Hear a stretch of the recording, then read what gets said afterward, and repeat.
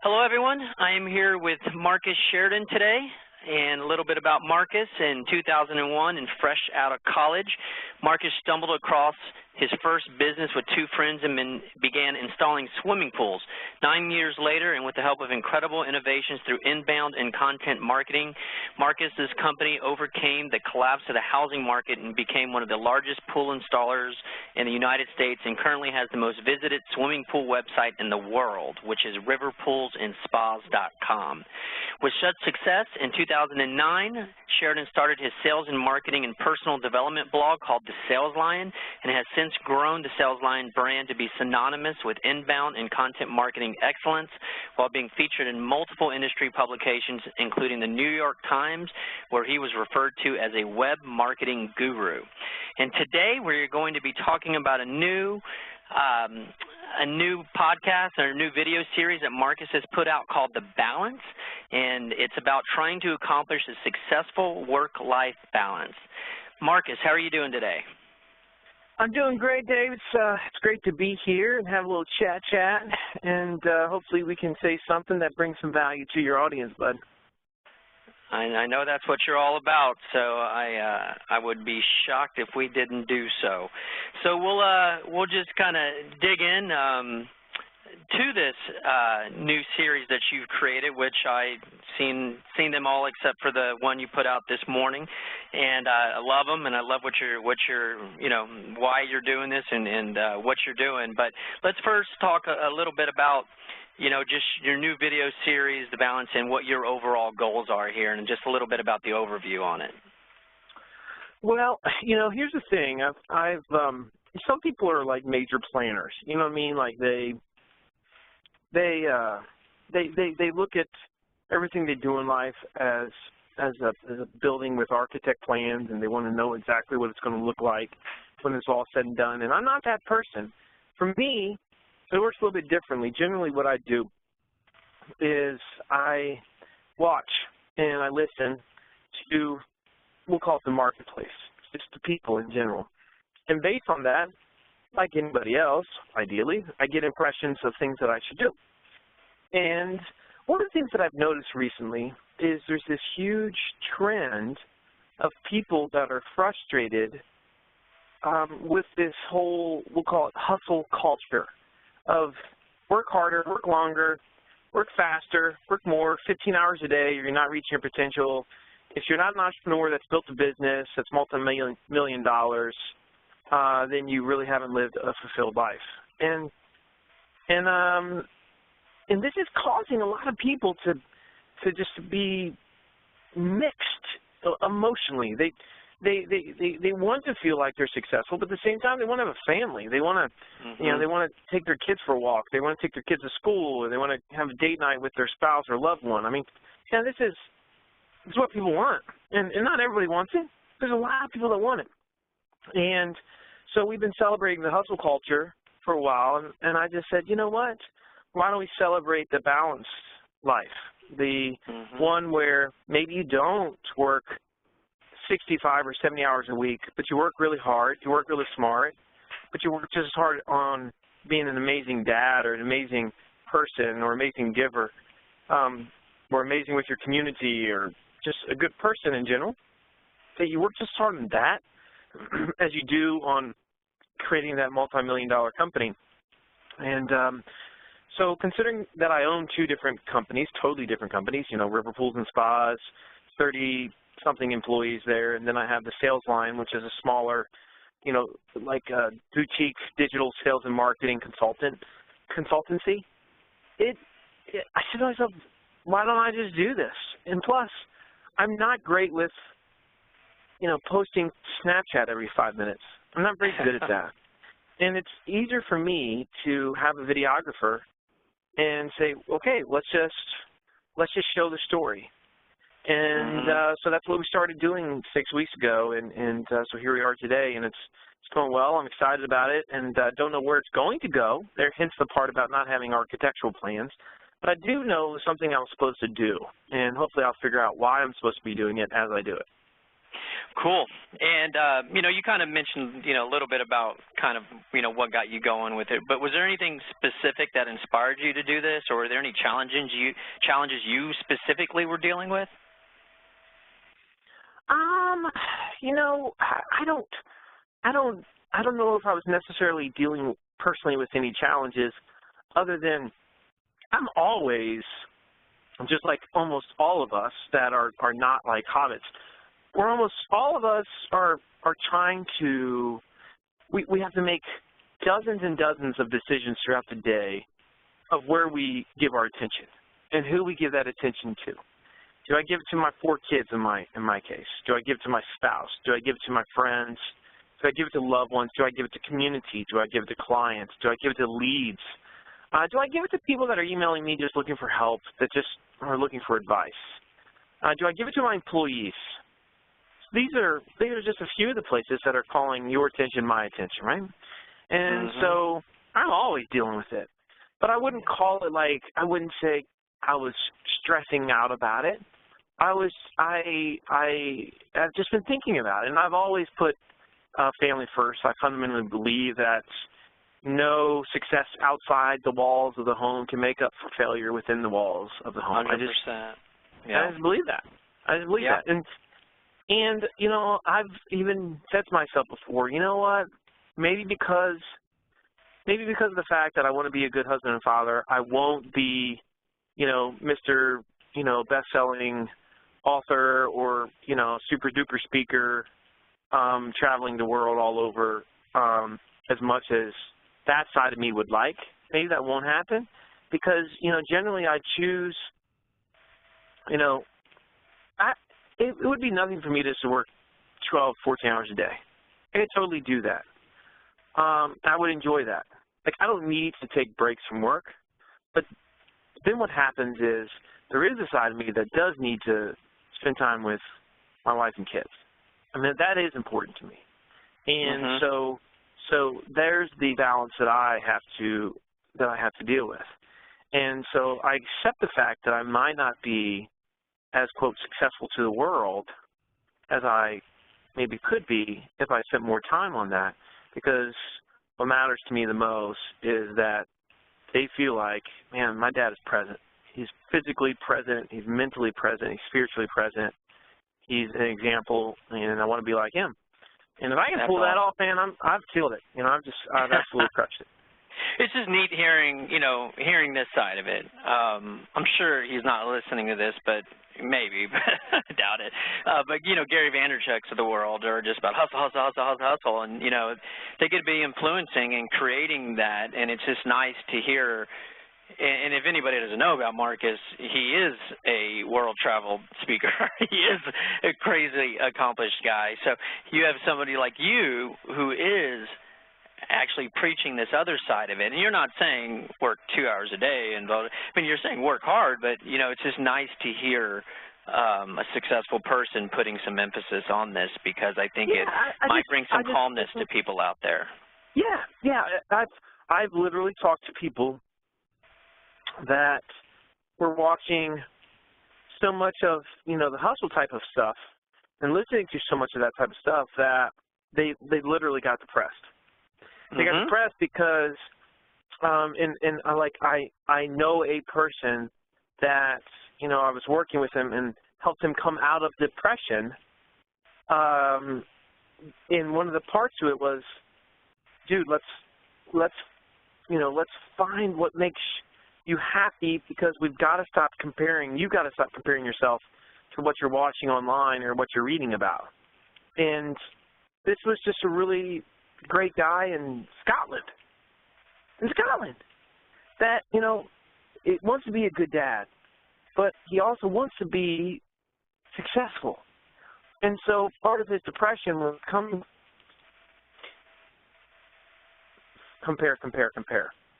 And, one of the big issues, Dave, is social media just compounds this to the nth degree, because we have our real life and then we have our Facebook life. And our Facebook life, generally speaking, for the majority, is this false depiction of perfection, good times, great laughs, and excellent moments and memories created. That's what Facebook is. Now, granted, there are some people that are the opposite, and for Facebook, them, it's just like, I need attention, and I'm just going to say, you know, negative things.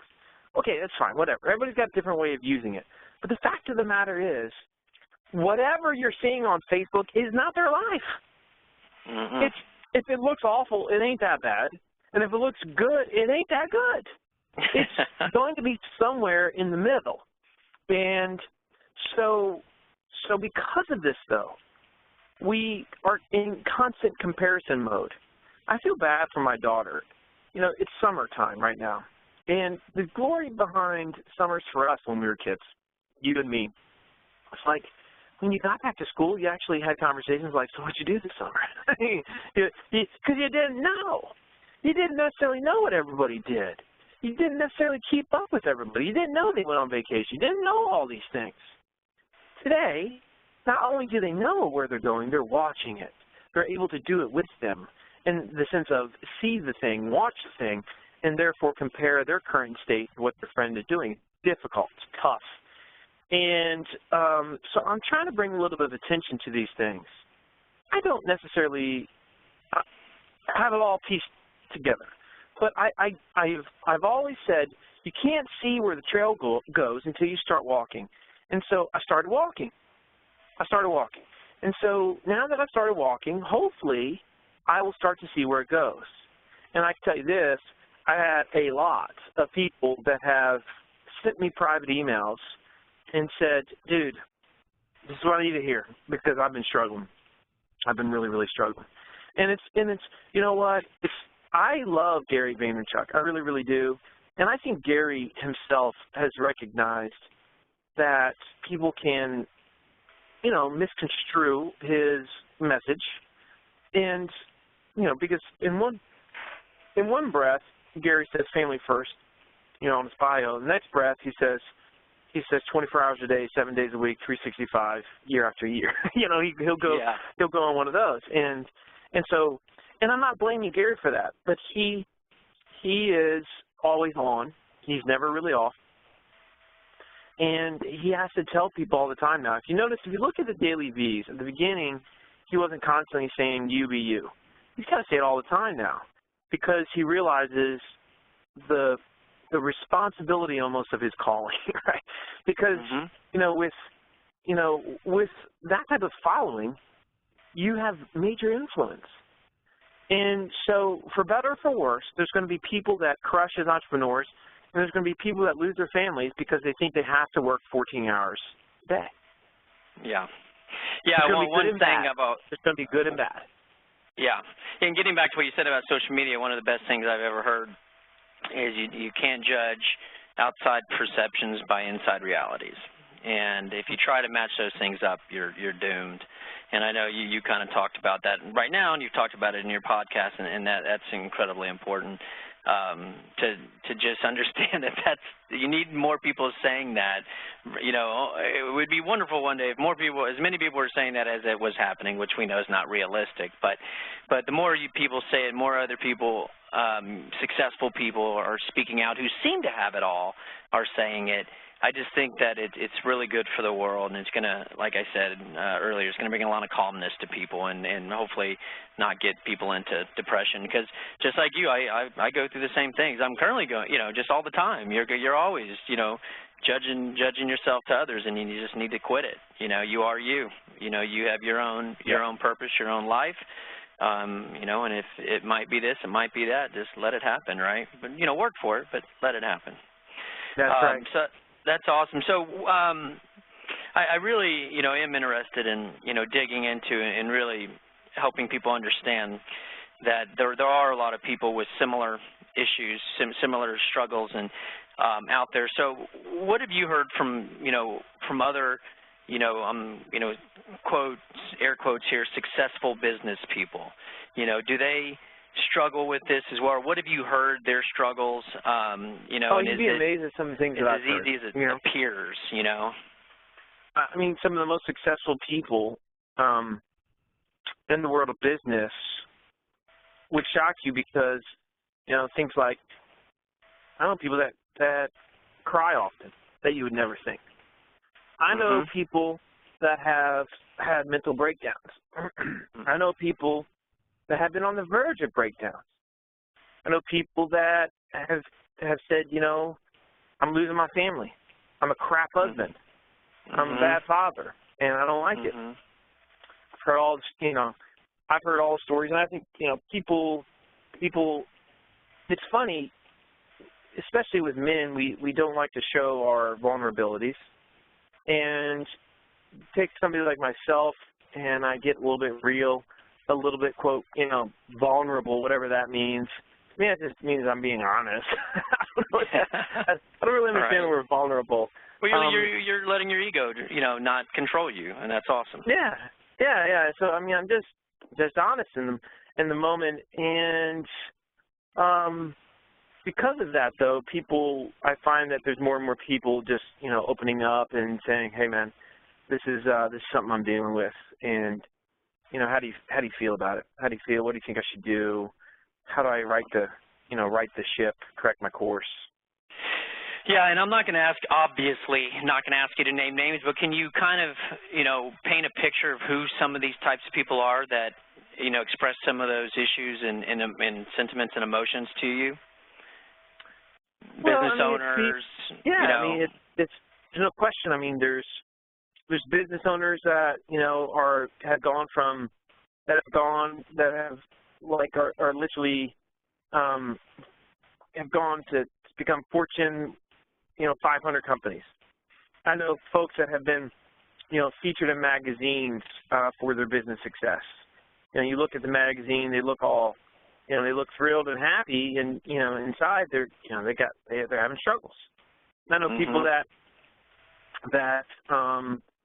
are quote, you know, crushing it on the balance sheet, but they're on the life balance sheet, they're just utterly depressed.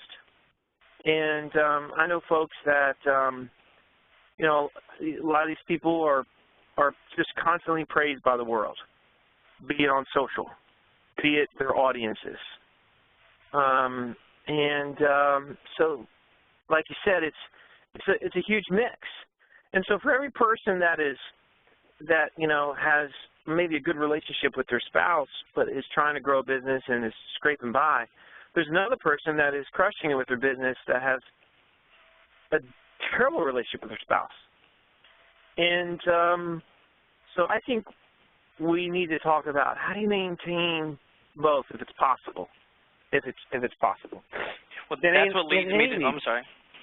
It's not easy. You know what I'm saying? I mean, it's like if somebody's starting a business, it does require a lot of time, and it does suck every bit out of you. And it's easier for me to talk about balance and show it today than it would have been when I was starting my swimming pool company and flat broke, you know, and in trouble, you know, years ago. Or when I was getting ready to go bankrupt in 2009 with the swimming pool company. That would have been tough to show balance. But notwithstanding that, there are still certain things that we can do so that our kids feel like, I know my dad, I know my mom, I feel protected by them. You know, you can, you know, the scheduling of the date night, or the, you know, choosing quality time over just time that's you know, like watching a movie was never quality time. Nobody's ever had a life-changing discussion inside of a movie theater. This has never happened. And so these are the things that we have to think about. You've got a finite amount of time. Especially if you're starting the business, is it possible to create a great memory in that moment? Or if you are working to death, is it possible to take your kids, your family with you? Which, as you know, I experimented with that last year. I mean, I think that's one of the things that started this for me was, you know, last year I said, is it possible that I take my daughter wherever I go with me for 3 months? And so I had to speak in Europe, I had to speak in Africa, I had to speak in all over North America, Canada, a couple dozen states, and she went with me everywhere. and she took off a semester of high school, and it was unbelievable. Unbelievable. She talks about it every day. She looks at the photos all the time. The only problem is I screwed her up for life because she had to go back to school afterwards. You know? So now her whole worldview is different, and for the better, but she also realizes, my goodness, what's being taught in the schools, what's being shown in the schools, that's not the world, that's not reality. And it's confining, it's restrictive, it's unimaginative, and it's a conveyor belt for the most part. And so she gets that now. But she could never have gotten that if I hadn't have said, let's go. Now, most people would never consider doing that. You realize how many people have told me, you know, Marcus, I wish I could have taken my daughter or my child with me when I travel. I'm like, why not? Why don't you? Mm-hmm. You know, and they're like, well, they're in this, they're in that, they're doing this. That's your choice. Don't tell me you can't do it. Yeah. Don't tell me they have to go to school. At this point in time, the kid can go to school online and get just as good of an education as they could if they were going to a classroom. I mean, really. Mm-hmm. I mean, with technology, we can do anything at this point. And I mean, and combine that with a father who's present, you know, combine those two, it's a no-brainer. Exactly. You know, by the time he was 16 years old, John Quincy Adams was the most traveled 16-year-old in the world. He knew multiple languages. And granted, he was, you know, he did have a pretty genius IQ, but it all happened because he went with his dad. He went with his dad. Because he went with his dad took him. It changed everything. It made him who he was. Most traveled 16-year-old in the world, JQA. And so we have lost, I think, in some ways, a bit of that, because what happens is this. We have, as a society, especially as parents, we feel pressured that our kids have to constantly be signed up for activities. And so you get a kid that's, you know, one's in ballet, one's in softball, one's in soccer, or they're in two things at one time, and all of a sudden, all the parents are doing is riding them back and forth, and the family's rarely ever together, and you don't have as much qualitative time. But everybody's really engaged. Everybody's doing these, like, uplifting activities, but yet you don't see families that are becoming more strongly connected because of it. You know, like what we have to do as a family is we have to say one activity a semester is it. Because beyond that, all of a sudden, my wife turned into just a taxi cab driver. Yeah. And, you know, we're constantly doing dinners on the fly, and, you know, we're never sitting around together and really having quality moments. That's what I mean is it has to be intentional. You can't just sit back and allow all these things to happen, and all of a sudden you realize, oh, my goodness, what's happened here? Mm-hmm.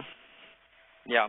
And just kind of circle back to something you kind of just touched on a little bit, but I'd like to kind of point it out is, you know, and this might resonate or make a lot more sense or be easier for, you know, business owner-minded type of person is schedule date nights. Put it like on a calendar, you know, actually do it. I remember a while back when I personally, I mean, date nights, yes, but for me personally, I was a workaholic, and if I was going to go home, I was like, well, I can do more here, you know, and it was a disease almost. And so I literally like purchased park packages for like season tickets, and we got a package with my wife to go to Paramount, this series of 5 or 10 shows, and I like made myself do it.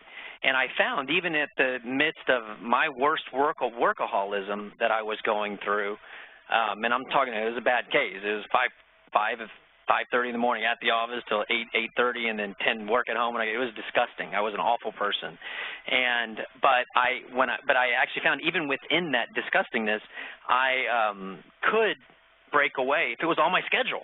You know, it was like on my schedule, and that resonated with me. Nope, I got to do this. I got to get that, and it worked, and it helped me get out of that funk because you can, alcoholism, drug abuse, all those kinds of things. Workaholism's one of them. Yes. And it can eat you alive. And I just wanted to kind of throw that out there as I was going through it. That's what I did, but it was on my schedule. It was kind of funny that that's what worked, but it did. But actually schedule date nights. Like put it on the schedule. 7 p.m. Meet here. If it a place to start. And you kind of touched on that. I just kind of wanted to bring that out because I think that could help people as well. So. Keep moving along here. What's the number one thing people should stop doing right now? If with the in the whole balance mindset, like what's the number one thing people should stop doing? And then I'm going to ask, what are some activities people should start doing immediately? And you can answer them in whatever order. Number one, I think by far, is that you stop comparing yourself to others and define your success by that.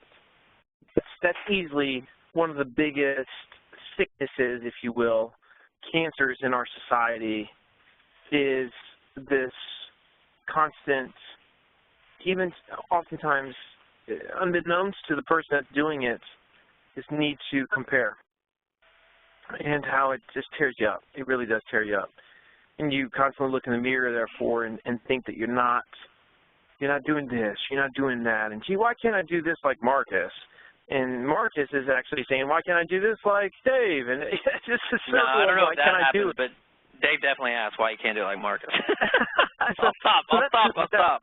That's the circle, right? That's the circle. Yeah. And so I think that's the number one thing that has to be stopped. And in order to do that, the thing that you do is you need to write down what defines success for you. What defines success for you? And write it down. And don't base it on anybody else. Do it personally, do it professionally, do it spiritually, do it physically, right? And so I have a sense for, those things. I know what those things are. And if I am in line with those things, then that's what I'm going to judge my happiness on. That's what I need to judge my happiness on.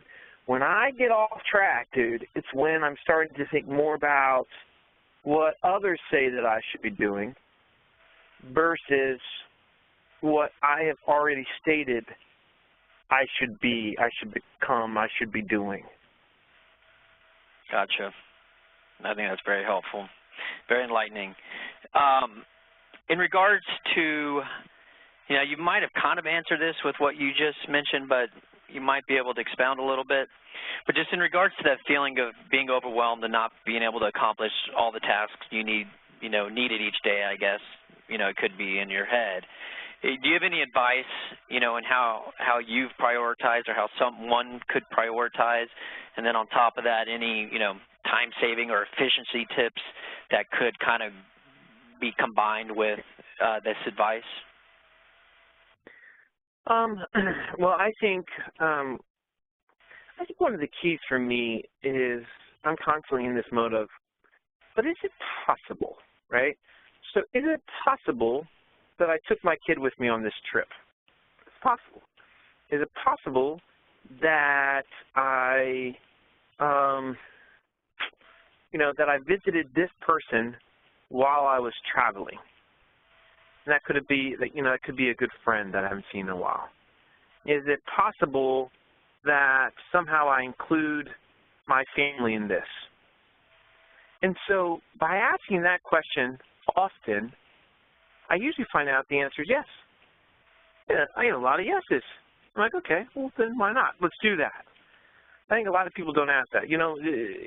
Look at, I am with a lot of professional speakers. We travel a lot.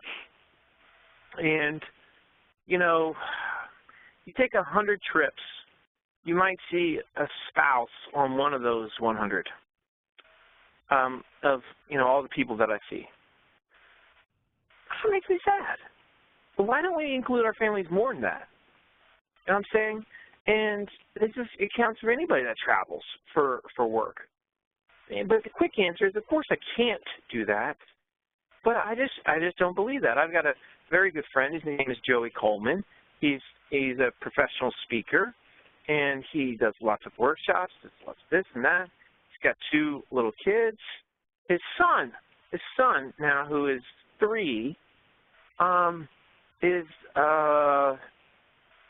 got the highest status for airplane miles at 3 years old.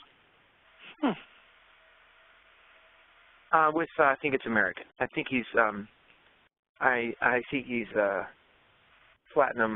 executive platinum on American right now. He's 3. How's that possible? Right? How's that possible? It's possible because he said he made a commitment that I'm not going to leave my wife and boy home. And now I'm not going to leave my wife and boys home. And so, like, I just got off the phone with him not too long ago, and he had been on the road for about 25 days, and he had his kids and his wife with him. He makes it work. That's awesome. That is awesome. He makes it work. Yeah. So, I want to circle back. I know you mentioned you didn't start this podcast, or I keep saying podcast. I apologize for that. This webinar, this video series. Yeah, I'm going to make it a podcast, though. Actually, I'm going to put it on iTunes because a lot of people are going. I think it would do well as a podcast, actually. So yeah, it'll be there. Yeah. Yes, but yeah, you're currently your video series.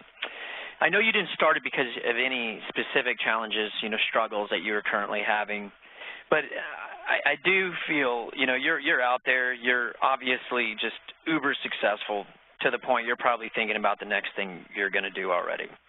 And I want to take you back to the time where you were having those feelings of anxiety and self-doubt. I just think it's so important for people, like once you hear about successful people, you normally just see them at the time of being successful. I personally read, both, I'm sure he has more, but a couple of Richard Branson's books. And if you read them, then you realize that it wasn't A to Z. There was 26 other, or hundreds of other stopping points in between that. And you saw where he struggled. So I would just like people to hear out of your voice some of the feelings of anxiety and self-doubt you had back when you had them, and how you've gotten to this place now, and that it's true that you didn't just become an overnight success. And if you're willing and open to share your feelings on that, I'd love to hear them. Yeah, I think everybody has that story. I was a full-time. I started. My 2 buddies had started a swimming pool company in 2001. I was their first employee. And I was their employee because I was looking for a job. I just got out of college. I couldn't find one. I was married. I had 1 kid. And I couldn't find quite the right one yet. So I was just looking, and I told them, they said, could you manage this little retail store that we're going to sell pool chemicals and hot tubs out of while we install swimming pools? I said, sure, until I find what I really want to do. And so a few months into it, they said, would you be the 3rd partner of the business? It's funny, nobody ever grows up saying, I want to be a pool guy, right? And so I became partner to the business. Didn't know what that would entail. I didn't know the roller coaster ride that would entail. And I can always remember somebody told me very early in the process, a family friend, she says to me, so I hear you're going to be a pool guy. And I said, yeah. She says, what a waste. What a waste. I was so offended. Like, I was so mad. You know what I mean? Because I couldn't believe that she, first of all, would say that. And then I thought to myself, I could be successful as a pool guy. Like, what do you do in defining success? Like, how is that not, how does this or that title make anyone more or less successful? And so it bothered me early on. I always remembered it, though. And so then when we went through the struggles with River Pools and almost lost the company in 2009, and we're almost bankrupt, that's when I turned to the Internet. And we were literally looking over the cliff. And that's, of course, when we embraced inbound content and all those things that made the River Pool story what it is. And I look back today and I say, if I hadn't been a pool guy, I wouldn't be having this conversation with you right now, Dave, because it's the foundation of my entire story. It's what made me what I am. And it's because we were going through the struggles, because the economy collapsed, it forced me to think about how to generate business in a way that I never thought about.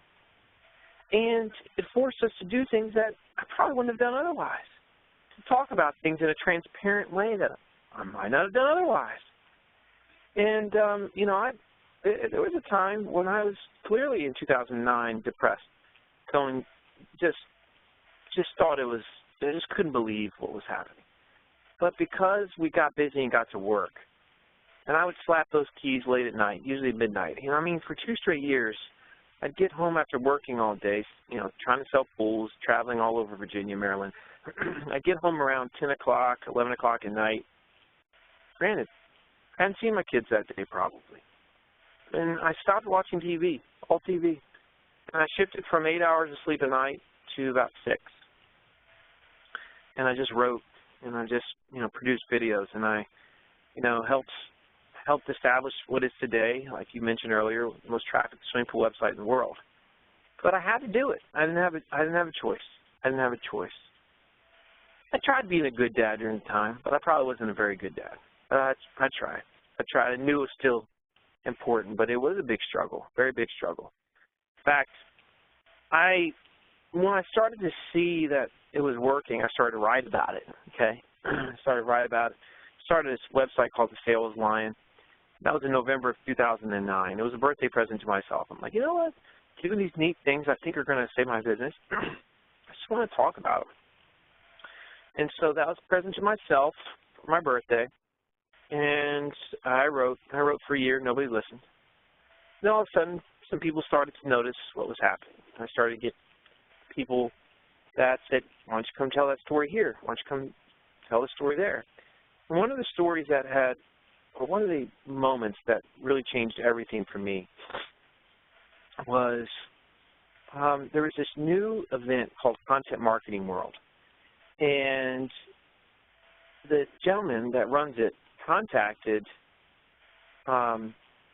me, and he said, you know, I've seen the story of yours. I'd like to come and give a small session. And I said, oh, man, this would be great. I would love to. And so I gave that session. But there's some unique detail that went into that session. What was unique about it is I was still so poor at the time that I had to scrounge up all my money just to get a ticket to go to Cleveland in a hotel room. I was so broke that instead of taking a taxi from the airport to downtown where I was staying, I had to take the train. But I couldn't afford it. I mean, I could not afford to. This was 2010, maybe 11. Still poor, right? Like broke. And I gave, in that little talk at Content Marketing World, I gave a 20-minute talk that was maybe the best talk of my life. Maybe the best talk of my life. Let me just interject. I was there. You were I don't there. know if you remember, we met in the bathroom. Okay. That sounded weird. But it was the best talk I've ever seen. And you got me tearing up right now. I'm not lying, because I was going to listen to what you had to say, and I didn't expect to hear that. That at that time, because we met that day, and obviously I remember probably more than you do, but after that, I just told you that was the most amazing talk I've ever heard. And you didn't appear poor. You didn't appear not successful. You didn't appear like you couldn't afford a taxi cab.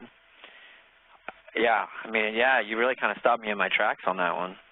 Yeah, that's amazing. That's exactly where I was. That's exactly where I was. But I wasn't talking about it, right? I just knew I had a chance. And you know, the night before that talk, I knew that I had so much riding on this talk. A lot of people think I'm an extrovert. I'm not with people I don't know. I'm actually pretty, like, not great at introducing myself to people I don't know. But the night before, where they had the gathering party or whatever, I went and I met all these people, the Jay Bears, the Michael Stelzners, and the ones that I had been reading. They didn't know me really from Adam. And I invited them to that talk. And they came. And when I was done with that talk, I had 3 people that came up to me and said, would you come and speak at my event? And Michael Stelzner said, would you write for Social Media Examiner? And it was just unbelievable because Michael would go on to say, would you speak at Social Media Marketing World? And then he would go on to say, would you keynote Social Media Marketing World? And because of that 20-minute talk, I was asked to keynote Content Marketing World the following year, that same event, except I went from giving 20 minutes to giving the keynote stage, right? And so, like, everything really changed for me in that moment. And it was all because I just made that decision in 2009 to say, you know what, I think I need to talk about what I'm doing. And who knows what will happen. And much like the balance, it didn't have a plan. I didn't know where it was going to go. But I knew that I was supposed to do it. That's awesome. Well, I don't think we need to go much further than this. That was really awesome, Marcus. I blown away that, you know, I already thought you were accomplished up until that point, you know, just how amazing you were that day. And then to kind of hear that story, I think, can let everybody take a little sigh of relief on their own lives and know that everything happens for a reason. And that's awesome. Well, any parting thoughts? Yeah, well, as you've heard this, my only hope for the listeners is that your thoughts are centered on you, and not on me, but on you, and on where your life is, and on what you see when you look at the mirror, and what you define as success, what you define as happiness. And don't allow yourself to get sucked in to the cycle of comparison. And compare yourself to you. And I think if you do that, and I think if you know what your priorities are, and you always ask yourself, is it possible? Possible. Then you'll see that you can have more of a balance than what you previously imagined, and you can lead a very, very fulfilling life. Yeah. How can people still follow you and see the balance and continue to learn from you, either on the marketing side or on this more spiritual side? Well, you can certainly find me at thesaleslion.com, and if you just go to podcasts, you'll see the balance underneath there. The balance is on YouTube as well. Just go to Marcus Sheridan on YouTube, and you'll see it there. It's a little playlist. You can find my podcast, Mad Marketing, as well, and that's not just marketing, but it's about business and life. And I'm on the Twitters at The Sales Line. You can email me even, Marcus at thesalesline.com. But, Dave, again, thank you so much for having me today. All righty, man. Looking forward to the next one.